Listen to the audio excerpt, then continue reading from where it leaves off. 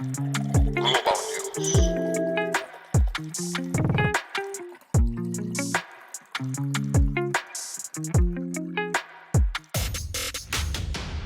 Sejam bem-vindos a mais um Pimenta Podcast. Meu nome é Anderson Rodrigues e estou aqui para mais um Global News, junto com meus amigos André Reis e Jefferson Donatos, que falamos sobre algumas notícias da última semana, de uma forma não tão jornalística e bem mais simples, com nossas opiniões, às vezes bem irreverentes. Porém, neste caso que vamos falar agora, não é tão feliz assim. Então, seja bem-vindo, André Reis. Fala galera, tudo bom? Vamos para mais um Global News. Como sempre falo, nós estamos além de imagem e vídeo, sem taxação, sem impostos e quem sabe amanhã estaremos em livro. Jefferson Donato, seja bem-vindo. Fala pessoal, beleza? Concordo. Quanto menos taxa, mais livro. Tamo junto e para mais um episódio. Bom, este episódio é um oferecimento de Clandestino Urban Wear, t-shirts, bonés, sacos, todos com desenhos feitos à mão. Então, entre em contato pelo Instagram, clã.destino, está aparecendo aí na sua tela, e fale com o Arthur ou com o Maral e consulte o catálogo disponível. Ele fará, com certeza, um desenho especial para você.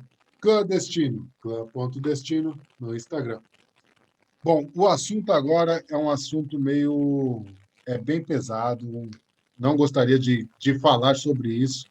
É importante a gente falar, mas eu não gostaria que esse assunto acontecesse. Infelizmente, ele aconteceu mais uma vez. É o caso Henri Borel.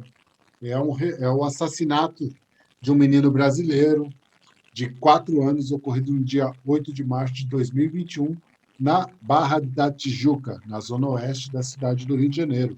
O menino foi assassinado no apartamento onde morava a mãe, Monique Medeiros, e o padrasto, médico e vereador Jairo Souza Santos Júnior, mais conhecido como Doutor Jairinho, filho do ex-deputado estadual Coronel Jairo. O caso gerou grande repercussão, aí, sendo muito assemelhado aos casos da Isabela Nardoni, que aconteceu há 13 anos atrás, e Bernardo Boldrini, há 7 anos atrás, né? Henri Borel nasceu em 2016, era filho da professora Monique Medeiros e do engenheiro Leniel Borel de Almeida.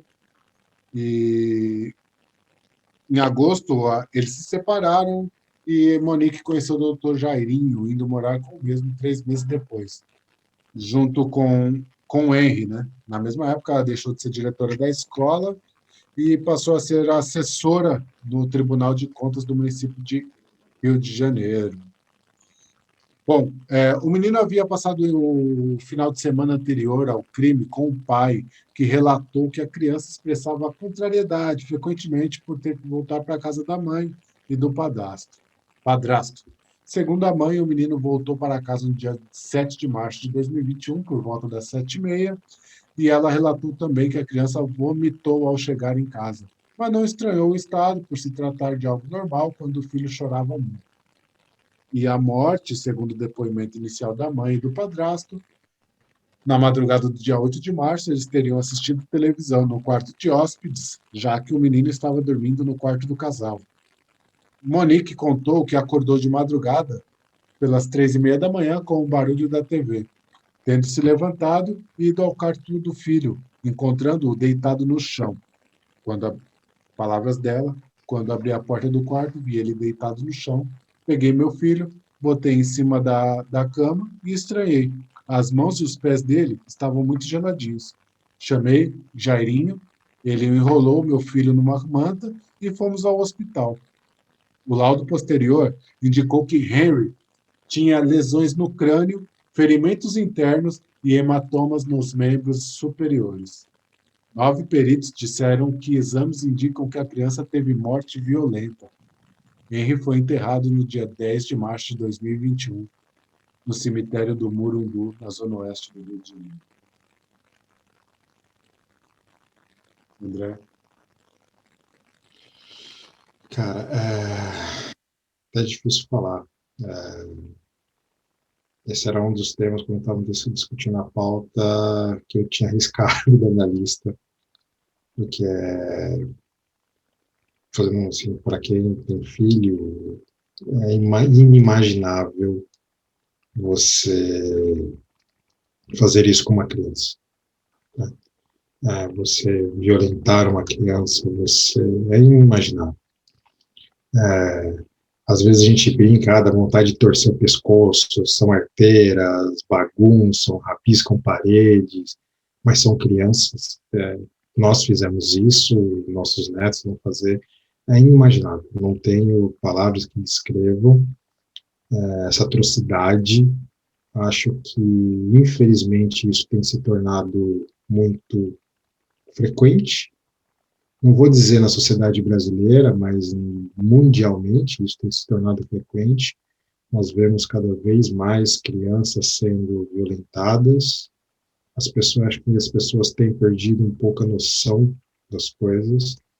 Em relação a esse caso, saiu matérias, cuidado com quem você põe dentro da sua casa. Diversos, eu falo que é engenheiro de obra pronta, né? Então, assim, as pessoas, como você não vê que seu filho está assim, como você não vê que seu filho está assado, assado assim, o assado, né? E você não percebe. Eu digo que é muito fácil a gente julgar as pessoas nesse sentido, né? Então, assim, quem tem a maldade no coração vai fazer e não está nem aí.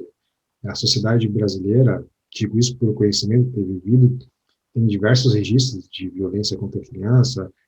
Acho que foi ao final do ano passado, início desse ano, teve o caso daquele menino amarrado em Campinas. Então, assim, acho que a sociedade tem perdido o limite e vem se causando essas atrocidades com as crianças que é quase que não tem o que dizer. Infelizmente, não é um casal que vai ficar preso, sei lá, 10, 15, 20 anos, mas isso não vai trazer o menino de volta. Eu diria que o que mais me estarrece é pensar o sofrimento dessa criança. Eu que sou pai de 3 filhos, olho para meus filhos e, nossa, é sem palavras isso. Isso é algo que não dá aqui para dizer, como o nosso amigo Jefferson fala, por responsabilidade jurídica, não dá aqui para dizer o que realmente temos vontade de dizer ou fazer com essas pessoas, mas é estarrecedor. É estarrecedor. E aí envolveu terceiros, envolveu babá, e as justificações são as mais estapafúrdias que podem se colocar. Não há justificação para se dizer uma violência contra a criança. Né? Então, sem palavras, acho que aqui é muito difícil comentar esse caso. Jefferson? Cara, assim, eu, como com a minha mania, né, com a minha determinação mental de ficar naquela coisa de, positivismo, o bem, o bem, o bem. Quando eu vejo essas coisas, assim, eu fico muito triste, porque eu sempre vejo a repercussão e eu presto muita atenção no que ocasiona, né, a situação. Quando isso aconteceu com a Isabela Nardoni, eu lembro, esse tipo de caso, esse tipo de crime, normalmente as pessoas sempre lembram. Se você for lá em 11 de setembro de 2001, normalmente todo mundo vai lembrar o que estava fazendo naquele dia. No dia do terremoto, que matou não sei quantas mil pessoas, tal. As coisas são bem pontuais. E eu lembro que na época da Isabela Nardoni, houve um levante popular aqui no Brasil para se mudar a lei, para nada de progressão de pena, vamos dobrar pena de morte, que é um tabu aqui no Brasil, né? Ninguém fala disso. E eu aqui também não estou falando que eu sou a favor ou contra, eu estou querendo dizer que foi levantado na época. Prisão perpétua, não sei o quê, não sei o quê.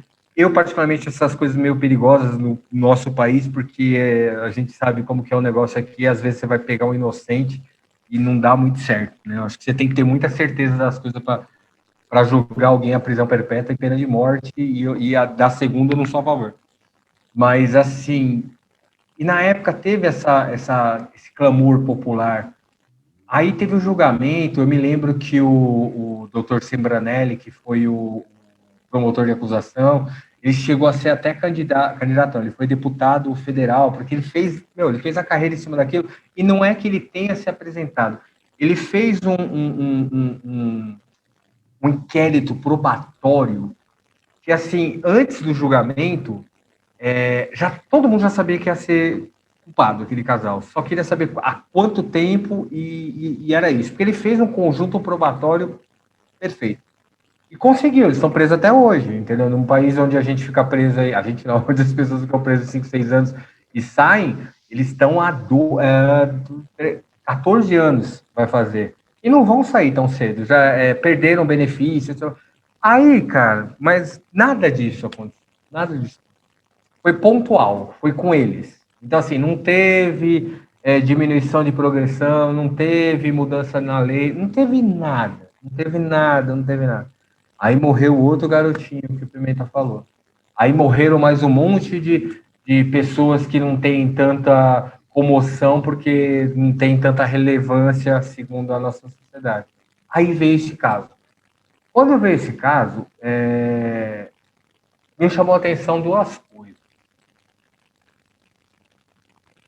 Os programas que nós temos aqui, que a gente costuma chamar de programa Munducão, né, porque só fala dessas coisas, da Atena, Cidade Alerta, não sei o que lá, esses programas, eles não tomaram o cuidado de usar o termo criminoso, assassino, antes do julgamento. É assim que eles são chamados, tá? Aqui, é assim que eles são retratados. Em qualquer programa, tá? Pode ser da Globo, pode ser qualquer... Só não no Jornal Nacional, porque é uma coisa muito formal e tradicional. Qualquer programa aqui e eu vi na Globo News, uma apresentadora da Globo News chamando a mulher de criminosa antes do julgamento. Então, assim, tá nesse nível o clamor popular. Aí, cara, aí vai-se, né, pega a vida do menino, aí a gente vai querer... aí tem as teorias da conspiração, mas por que chegou nesse ponto? Aí a mãe, ela queria dinheiro, que não André colocou bem aí, mas quem você coloca dentro de casa, tal. Tem justificativa para isso? Não tem justificativa. Não há, né? Não tem. É o mal, não tem essa coisa assim de, pô, eu coloco dentro da minha casa. É lógico que você tem que ter cuidado com o que você coloca na sua casa, é lógico que você tem que ter os cuidados, mas assim, se a gente for parar para pensar que a gente está dando justificativa para um crime, a gente está invertendo as coisas. Não é isso, não é isso. Não é isso, não é isso. A mãe ou o pai que ficou com o filho ou com a filha se separou, ela não pode ter um medo extremo, ela tem que ter por causa da nossa sociedade, mas no mundo perfeito ela não poderia ter um medo extremo de recomeçar a sua vida por causa do mundo cão. Isso deveria ser um movimento natural. Pô, não deu certo com A, ou com B, com C, sabe? Isso seria bom na sociedade, mas não é isso que acontece. Aí a gente escuta aqui agora, mas foi dinheiro. Nossa, eu não mato ninguém por causa de dinheiro. Gosto muito de dinheiro, mas eu não vou matar ninguém por causa de dinheiro. Aí a gente fica, você vai puxar. Mas e a babá? A babá foi por causa de dinheiro? A babá foi por causa do emprego que ela não falou. Aí você vai puxar a irmã. Ela não falou porque tem um... Sabe, cara? Aí eu fico pensando assim, olha que nível. Aí eu tenho medo de usar uma expressão que eu odeio, que é assim, porra, nós falhamos como seres humanos, né? Nós falhamos como sociedade, o mal venceu. Eu não gosto disso, eu evito ao máximo, mas tem coisas que acontecem que me levam a pensar sobre o tema. Vai trazer o menino de volta tudo isso? Só vai encher a TV com imagens da criança sofrendo, apanhando. Aí você vai começar a pensar. Eu já não estava assistindo muito o jornal por causa das notícias recorrentes. Agora eu não posso assistir porque os caras ficam narrando o sofrimento da criança. Tal. Pô, mas você não quer ouvir o sofrimento? Não é que eu não quero, me faz mal, cara. Me faz mal.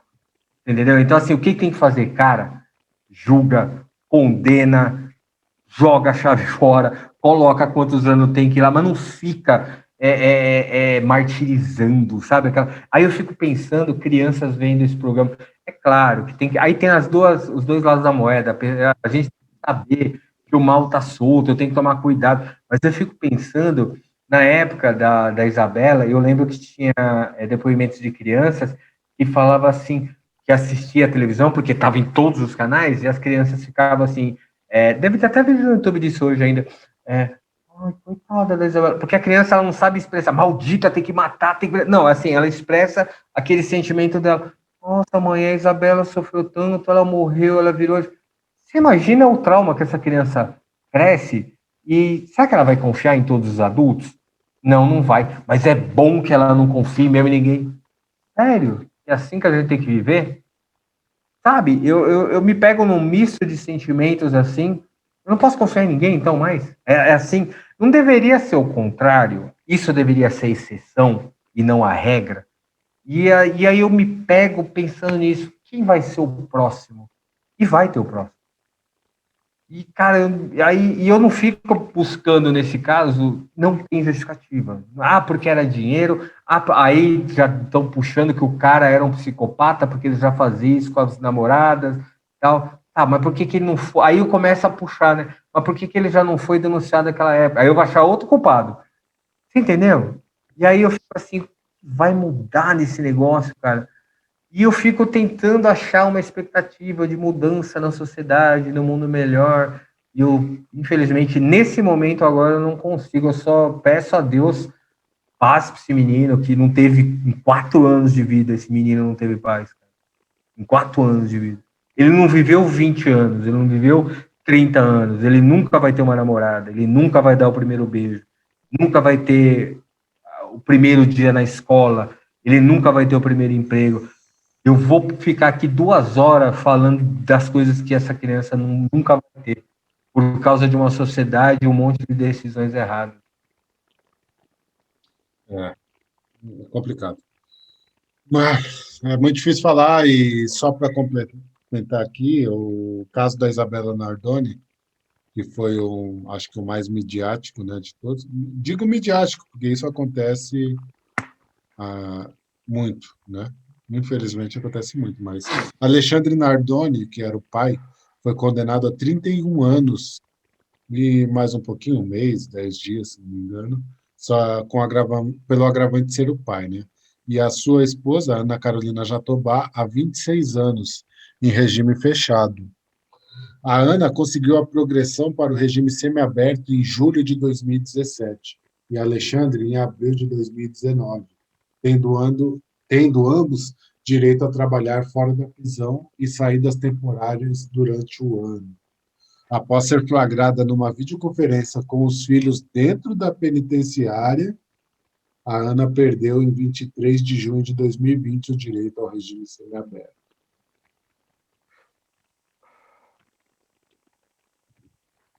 Bom, eu não quero falar mais nada sobre esse caso. Alguém aí quer falar alguma coisa? Não. Justiça, já tá bom.